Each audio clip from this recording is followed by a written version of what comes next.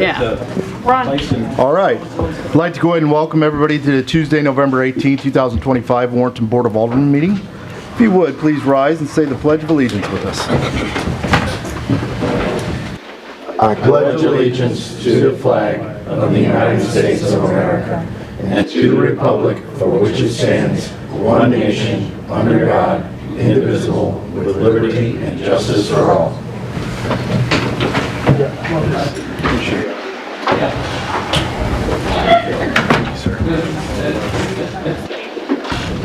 All right, the next item will be the consent agenda. We have the regular meeting minutes from November 4th, 2025. I'll entertain a motion to approve the consent agenda items as submitted. So moved. Second. Was that Schultz? Schultz. Motion made by Alderman Schultz, seconded by Alderman Corder. Roll call vote. Alderman Lang? Yes. Alderman Schultz? Yes. Alderman Crump is absent. Alderman Corder? Yes. Alderman White? Yes. Alderman Romaker? Yes. Motion passes 5-0 with one absent. Next will be public comment. Anybody who would like to speak to us, we ask that you come to the podium, state your name, and we'll give you 5 minutes to speak.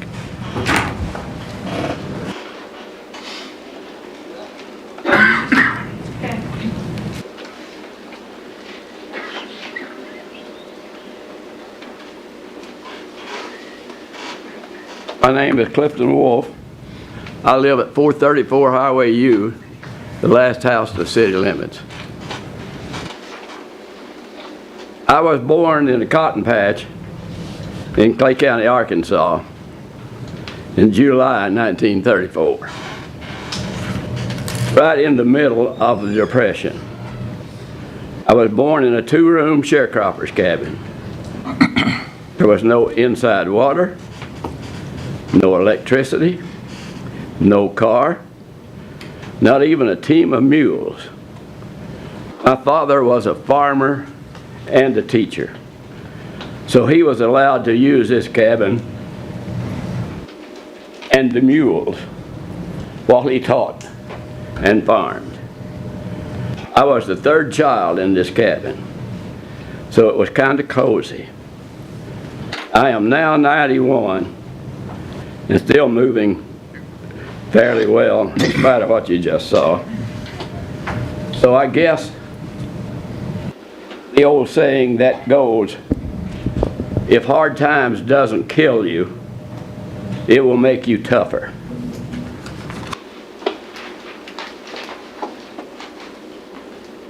Next, fast track 30 years to 1964.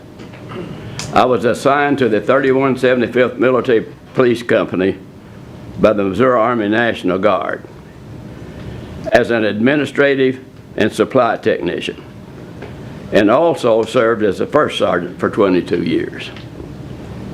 I have lived in and around Warrenton for 60 years, renting, building, rehabbing here since 1964. There was approximately 1,600 people living here then. Being born and raised in flat country, I love the hills, the trees, and the people, mostly blue collar with German ancestry.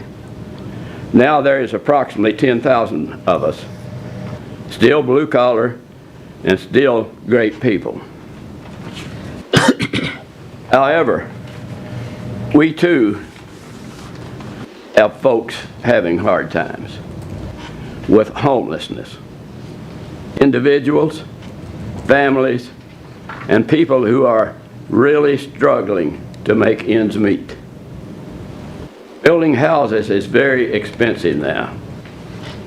I built my first home, a 3-bedroom, 1,000 square foot, and a 1-car garage for $10,000. Now look at the cost for a beginner home, well over $300,000. This is a problem for beginners and enders, the young and the old. I notice that there is going to be an exploration into manufactured home in tonight's meeting. I'm hoping that by visiting this code, you are encouraged to look at those options to provide housing for those of us who desperately need it in our community.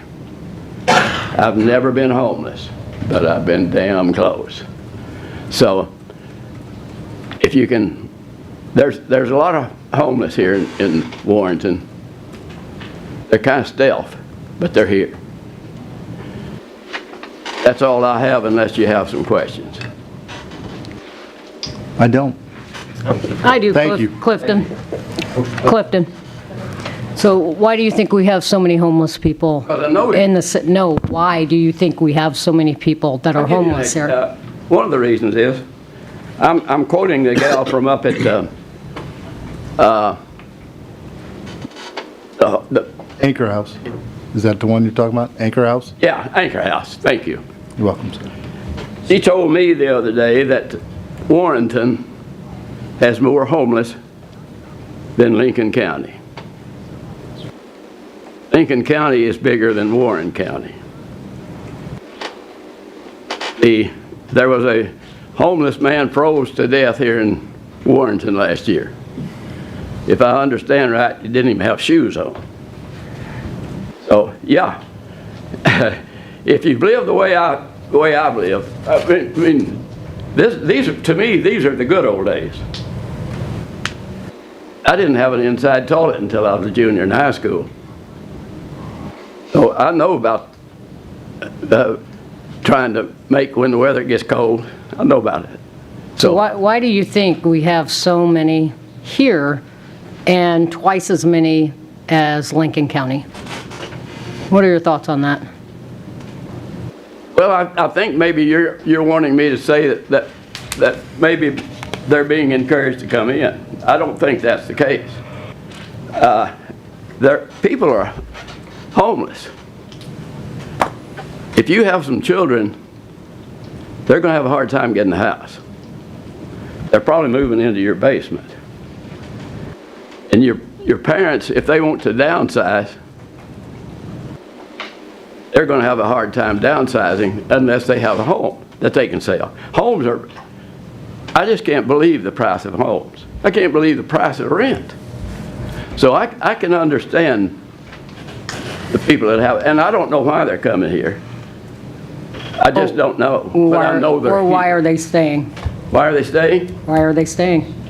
Most of homeless people, unless they are families and they have kids in school to where they're at least getting 2 meals a day, they're transients. They'll move on. Why are they staying? It's kind of unusual. Well, Alderman Wade, I'm going to say there's various reasons why they're here, why they're homeless.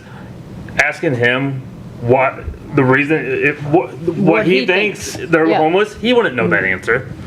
He wouldn't know that. There's so many different reasons why someone is homeless I know or Jane- down on their luck. Jane has explained. If you're asking Before, me okay. why they're here, and they're staying here because they're getting treated well, I say amen.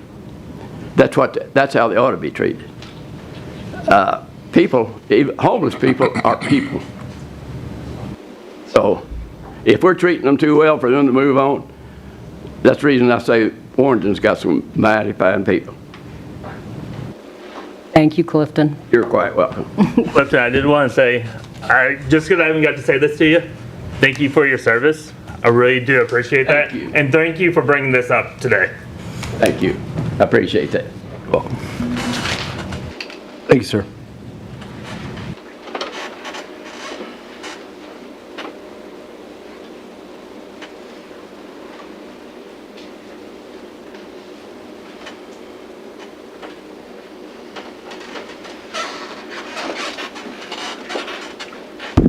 Raymond Bergeron, 21998 Licks Road.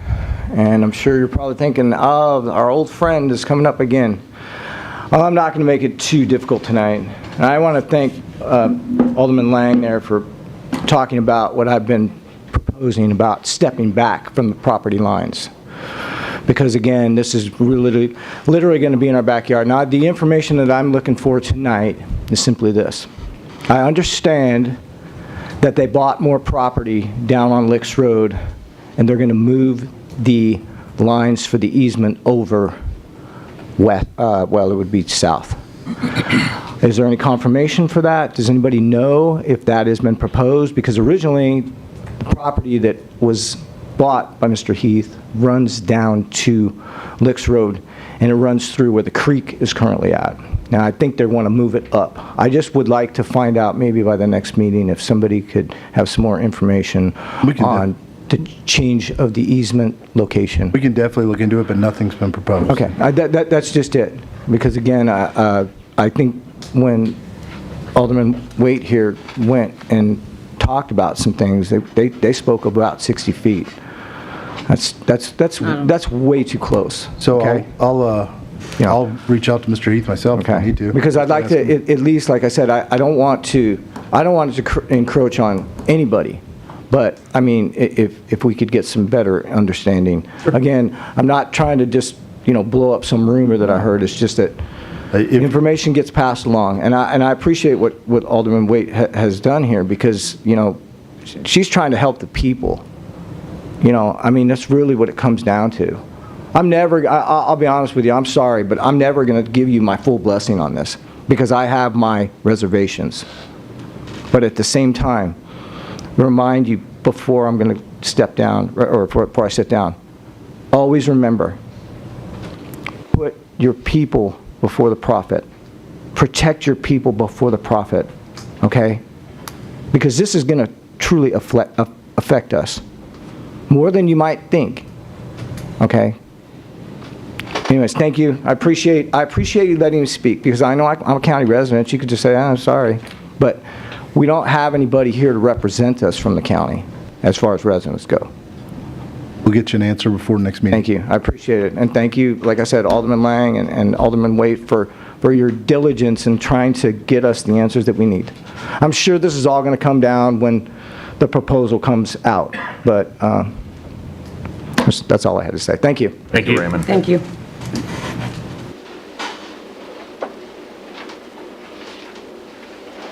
Is there anybody else who would like to come up and speak?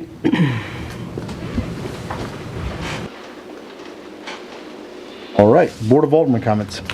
So I do have something to say. This is more for the board and for our staff. I think we need to have a work session or a serious discussion about accessibility and transparency. I don't know if we can do that, if you guys want to do that tonight, or if you want to do that at a workshop before or after next meeting, but I think it needs to happen. Alderman, what are you looking for? So, like today, our agenda did not get posted to the website or to Facebook till 8:30 this morning. Most people are at work. Most people don't have time to read that. That needs to be out sooner. Also, our workshops are at 5 o'clock. Most people work till 5. I get off at 4. It's even a struggle for me to get here on time for those. So I think we need to have a conversation about that. So what are you proposing for how late do you want those workshops? I would say 6, the same as our Alderman meeting. Was there a particular reason? Typically, we get it out on the website fairly early. I checked yesterday and it wasn't there. Typically, it goes out on Friday. Right. I do know the girl that's doing that does special events, so she's been doing a lot of stuff for the hometown Christmas. I'm not making excuses, but I'm sure that's probably why it didn't go out today. It was posted on Friday on the front door because that is, we have to post it 24 hours in advance, and they normally go out on Fridays. Would you please make sure that we can get that out on Friday? Absolutely. I appreciate it. Thank you, dear. Thank you. Appreciate it.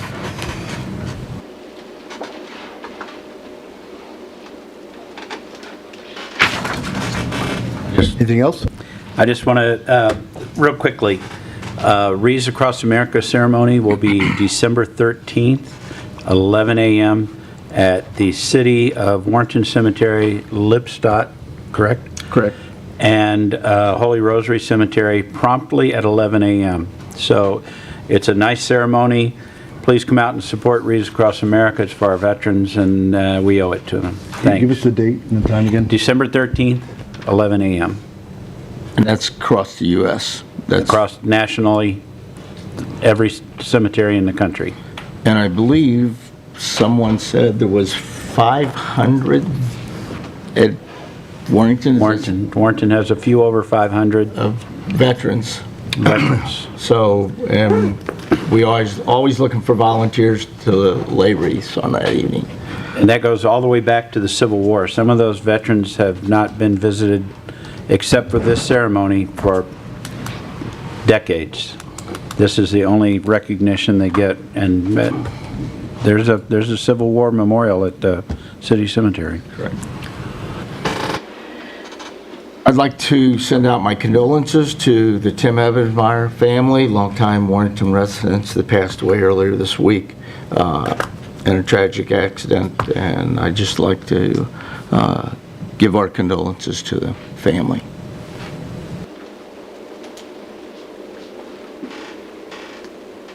Anyone else like to speak? I would. you. Roger, I'd like to thank you and your wife, please thank her for doing the flags and having all the other volunteers there that did that. What she does is not really recognized as much as I think it should be. So, Thank you. I'll pass it on.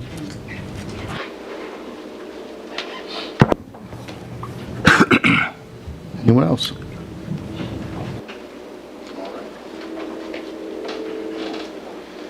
Let's go ahead and talk about the mayoral holiday. That's usually done on Christmas Eve. We usually do it every year. We close City Hall. If anybody's opposed to it. I think we're good with that. And what did we had discussed changing that, didn't we? We did, because Christmas falls on that Thursday That's this right. year. We had talked about moving it to Friday instead, or including Friday. Which one was it? Either including Friday or doing like half day on Christmas Eve and Friday, And having full day Friday. whatever you want to do. Would it hurt to have Yeah. Christmas Eve and the day after off? Doesn't bother me. No. Is there anybody that would be opposed to having both Christmas Eve and that Friday off? No. Okay. I'll entertain a motion to approve giving the day, Christmas Eve and the day after Christmas Day as So a moved. mayoral holiday. Second. Motion made by Alderman Waite, seconded by Alderman Lang. Roll call vote. Alderman Schultz, Yes. Alderman Quarter, Yes. Alderman White, yes. Alderman Romaker, Yes. Alderman Lang. Yes. Motion passes 5-0 with one absent.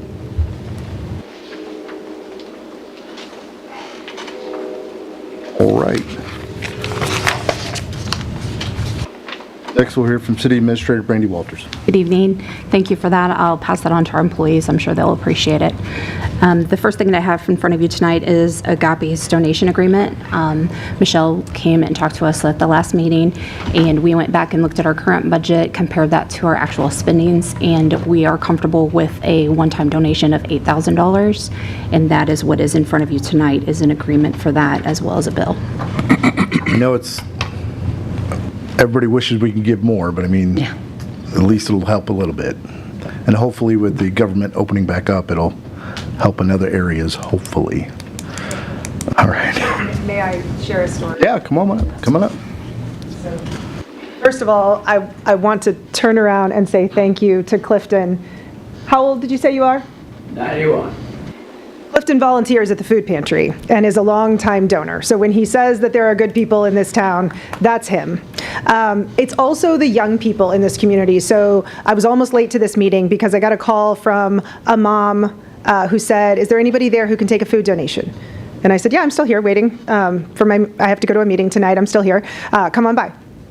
She came by with her 3 kids, and we loaded up a cart full of food. And I said, "Oh my gosh, this is so great, you guys. Thank you so much." And she said, "Well, actually, this is from my son's birthday fundraiser." Leo is a 10-year-old boy, and for his birthday, he sold toys to raise money for the food pantry. And then he and his family went out and bought $200 worth of food and brought it to the food pantry tonight. And we took a picture together, and he was so proud, and I thanked him so profusely, and I talked to him about the fact that what is so important for communities is to be growing the next generation of leaders and the next generation of helpers, and that's what he and his family are. So it was a really touching moment, and I was really grateful for him and that he would even have the presence of mind to understand the issues in the community and want to do that. I did, if you don't mind, Alderman Waite wanted to answer sort of a little bit of a question that you asked earlier. And I want to correct a misperception that most of the people who are here who are experiencing homelessness and are unhoused are not from here, because that's actually not the case. When we have someone who is unhoused coming in to us for the first time, and we go through the intake process with them, one of the things that we ask them is what their last permanent address was. Over 90% of those people, their last permanent address was here in Warren County somewhere. Most of the other people have come here because they had some kind of connection to here. They lived here a long time ago, they have family from here, something like that. So the idea that the people who are unhoused, who are in this community, are from outside this community is just not the case.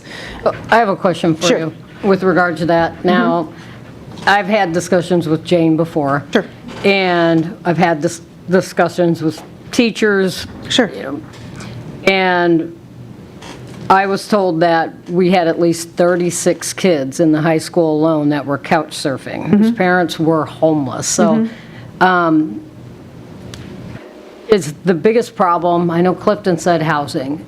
Now, we do not have the availability. And people are having a hard time renting a house at $1,500 a month. They just can't find it. Right. So are there any other resources? I know typically as far as, I work closely with domestic violence shelters. Sure. So within different counties. And I know that they go to the front of the list as far as housing goes. So what kind of resources are available? They may not be able to stay within our county, but are there any resources for them to find housing within St. Charles County, Franklin County? I know that the waiting list in Jefferson County was about 7 years. So Brandon and I have gone over this and over this. I said, we need a developer in order to provide low-income housing, HUD housing, with the voucher program. You have to have a developer come in, typically with a federal grant, 0%, and build it. Correct. And that there lies the problem, is that they don't want to do that when they can come into this community and build houses and make a ton of money. Correct. So typically, you'll see those housing developments in the urban areas because the city and the county is donating land for them, so it's a joint venture. And there is nothing more I would love than to have something like that in our community. So this is why I ask the questions to everyone when the topic comes up. Ms. Clifton, why? And what can we do about it? What are your thoughts around this? Sure. I know that, people are upset. Had an encampment that was down past the AutoZone, I guess, and then the Dobbs. So kind of like all over the place at one time, and that they were, I guess, being raided. I'm not really sure what the circumstances were around that. But, everybody's just scratching their head. Everybody wants to do something, but what do you do when there's nowhere to help them, nowhere to put them? And then, but it's the families that, obviously you want to give first precedence to, So if there's anything I can do on a personal note, please reach out to me. Absolutely. I would love to talk to you about it off separately. Yeah. It's a complicated issue, right? And that's the truth of it. If it were easy, we would have solved it already. And we haven't, because it's complicated, it's hard, it's expensive.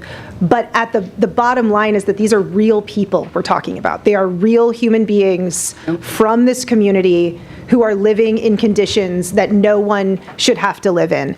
And you're right, a developer would be an ideal solution. There are other solutions that we can talk about. There are other avenues that we can explore. There are ways to improve this problem. There's not a silver bullet, right? There's not, if I had the magic wand, trust me, I would have used it long ago. I don't. But there are things that we can talk about how to put in place in this community to improve the situation. And you're right, everybody has a kind of a different view on it, right? My view is different than Jane's. Yeah. She does something slightly different than what we do. So everybody's perspective is valuable and is helpful in terms of being able to come up with a community-wide solution. Yeah, that would be wonderful. So now that the government's back on track, Sure. How are your coffers? How's everything going there? So things are, here's what I'll say, is that most people have not yet received SNAP benefits. And that is looking like it's going to be probably another month before people get their benefits back. And then when they do, they will still be at a lower level than they were previously. The fact that the government has reopened also doesn't change. When I was here at the last meeting, I talked about how we've experienced a 64% reduction in food coming in from the USDA. This won't change that. That is part of the bill that was passed and the cuts. Will SNAP benefits be retroactive? Will they cover the We do period not they know. missed? We do not know yet. Don't know. That has not been announced.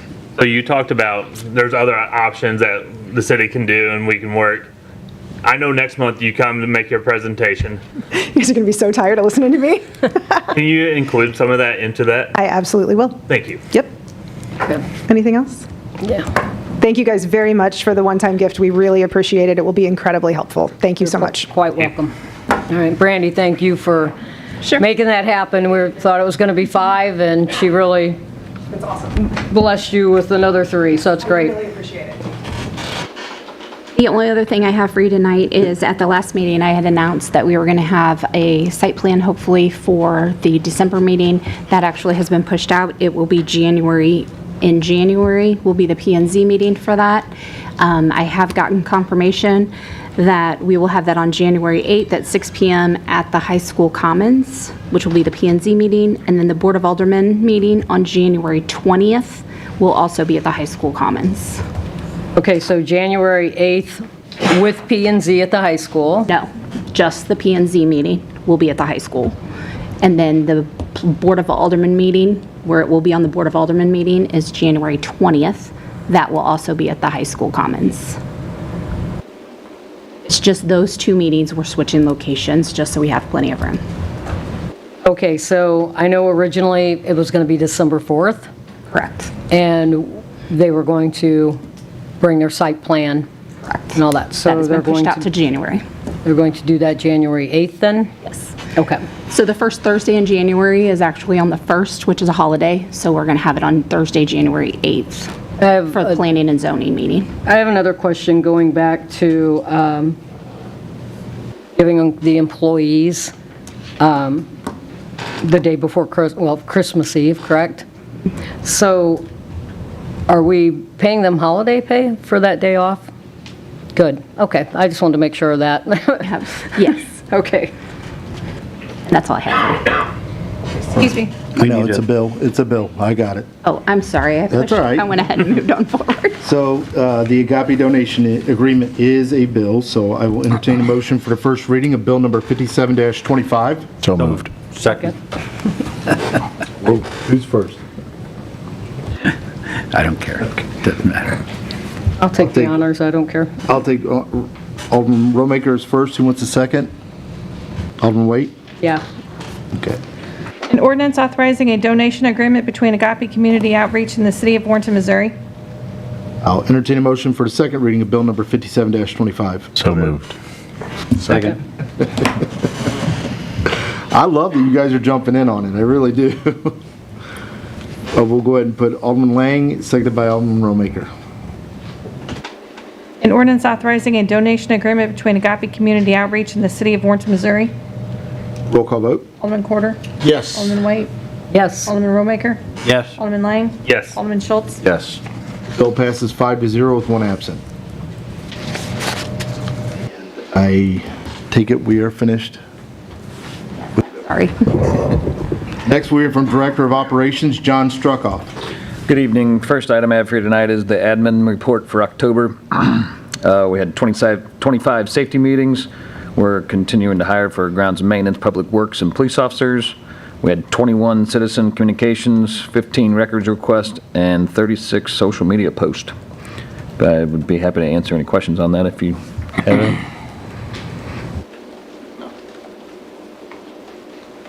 I don't think so. I think we're good. Next item I have for you tonight is the building report.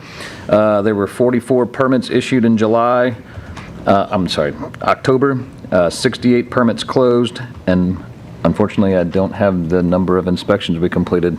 That report was not completed, so.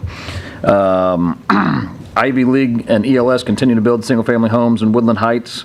Rouse is still building out in Pinckney Ridge, and they have submitted another permit for Walnut Hollow, so that construction up there is going to start very soon again. Dynamic Contracting is continuing to build in Park Hills. ELS is also building multiple buildings in the Parkview subdivision and nearing completion of the multifamily section at Creekside Development. MH Thornton Homes has their second home framed in Westwood Farms, and they also sold a few lots in that to another developer. Their name is Steve Thomas Custom Homes. They've never built in the city, so we have another builder coming in, and we're working through the permitting process with them right now, so that's pretty exciting. The multifamily development off of Wolf Road is nearing completion. School construction is moving along. Footings, foundations, flat work, steel being constructed every day. That's crazy. If you guys haven't seen that building, it's going up very, very fast. Dobbs is completed and open for business. Hampton Inn is progressing very quickly.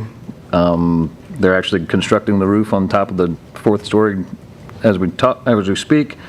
And they are also framed around the pool this week, so that should be getting completely enclosed here real soon. And the new Dollar General building is completed and open for business as well. So busy month in October for building. So John, who was the new builder coming to town? Steve Thomas Custom Homes. Steve Thomas. Steve. Yep. Thomas. Okay. Is there an update on the pool? On the pool? Our pool. On our pool. On our pool? Oh, okay, yes. So the boiler went out, and it was like a catastrophic failure, that boiler. So we have 2 new boilers that are half size, so we can, one goes out, we can have another boiler in the next time. So we're in the process. Those should be coming in any day, and then we have to get those 2 installed. So we're hoping in the next week or 2, of course, holiday next week, but as soon as we get, we're working as fast as we can. We got to get the old one out and get 2 new ones installed. So What's the cost of the boilers? 15,000. roughly $15,000 with labor. Each or both? Both. That'd be a complete job. Yep.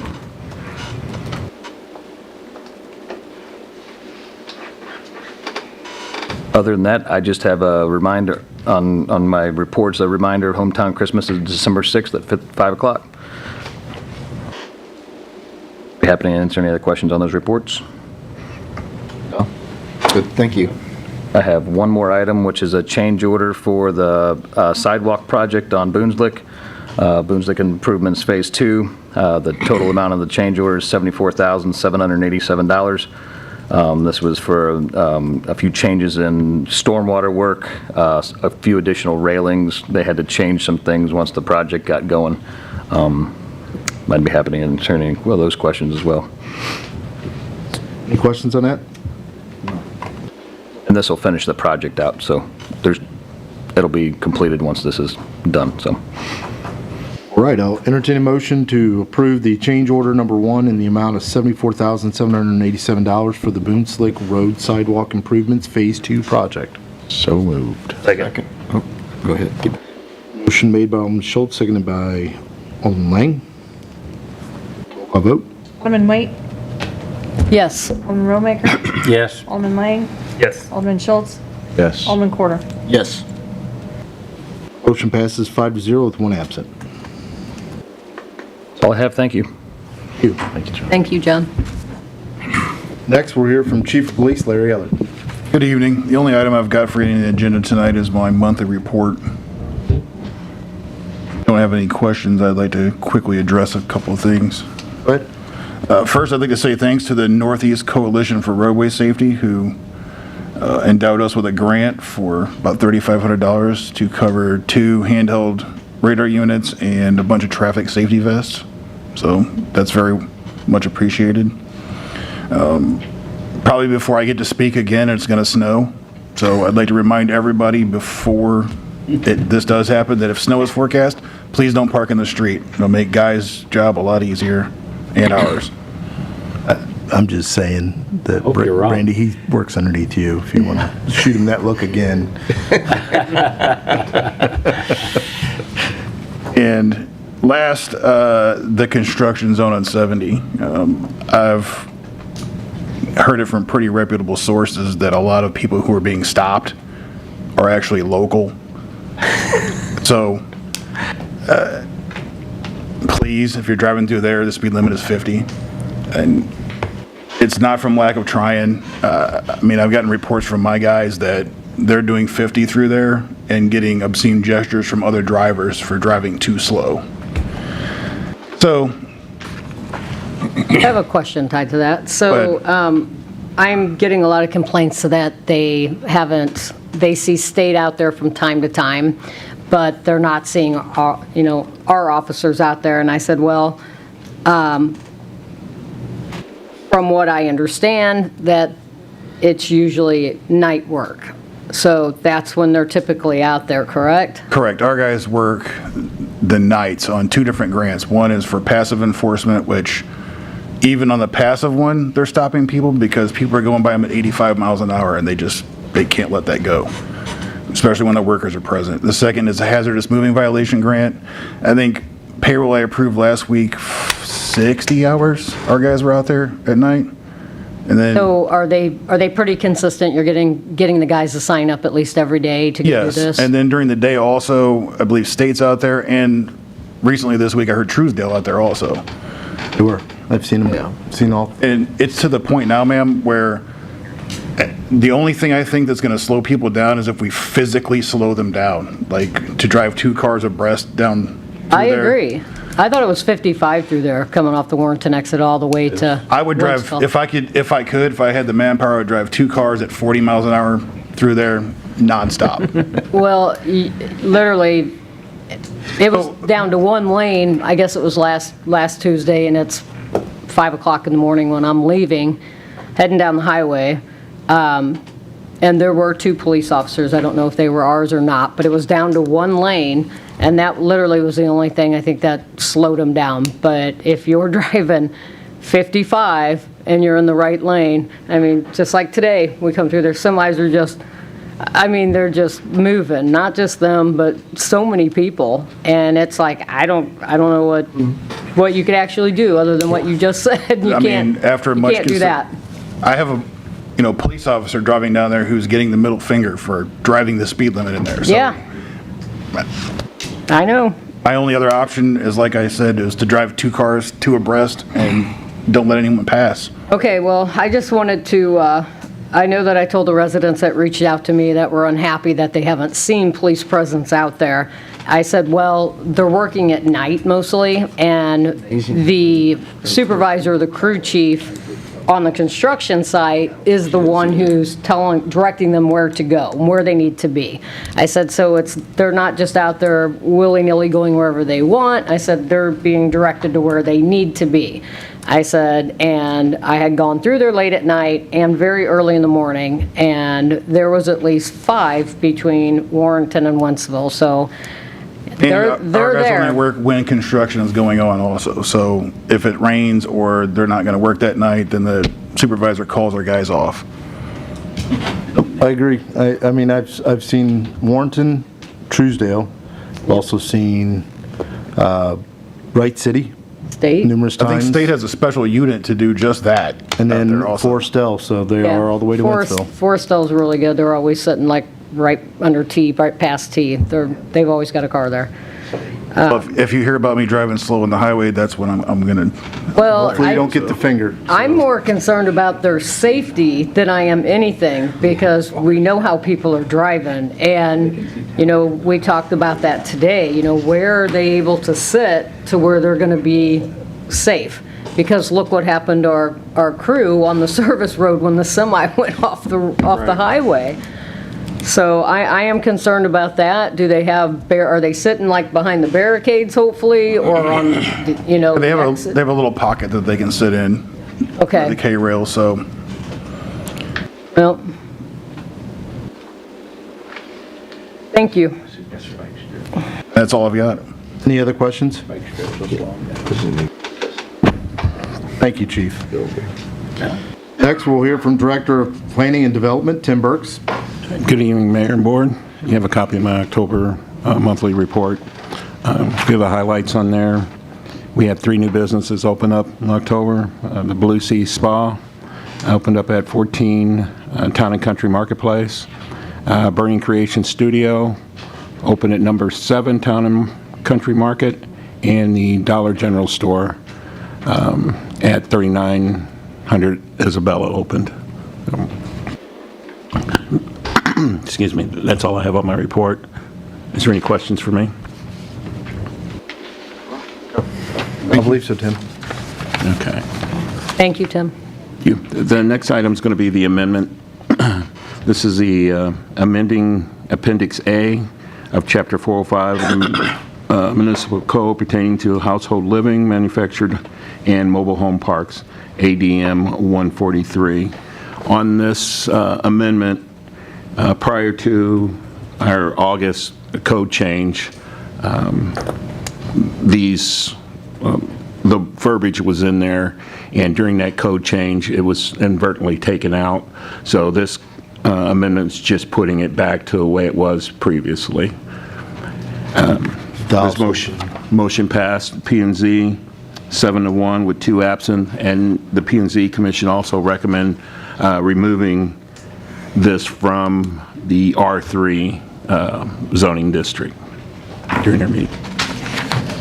Oh, I'm sorry, Ag during their meeting. Where is that in the red? I cannot read it on the computer here. I can see it, but I can't see what it says.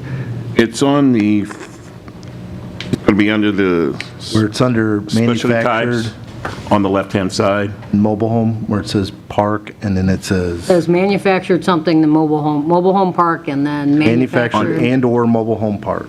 Okay. The and/or in the park. So I'm confused. We're removing mobile home parks from ag? That was the recommendation from P&Z. So how limiting would that be for development if it was just for R3 and not under ag? Is that going to limit it quite a bit? It's just, it would be just that one district, R3. Right. So, But I'm asking, like, if we remove it from ag, is that going to take away a lot of areas that could be developed? I think what it'll do is it'll have the developer come in and have to just ask for a zoning development change to the R3 to be able to develop it. Okay, so they would just have to apply for a code change. If there's Well, a change from an ag to a... Where it would make more sense to, when you're classifying it for a family. The other thing which I brought up to some of them up here is, I'd like to see us define portable tiny houses on that too, alongside manufactured and mobile home park. I just want to get everybody's thoughts on that. I have thoughts on that. Anybody else?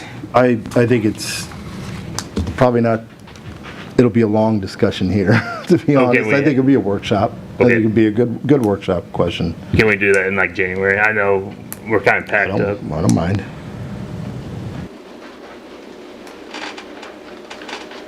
Just write it down so I don't forget it, sorry. You're good. I just want to make sure we talk about this and try to get it right.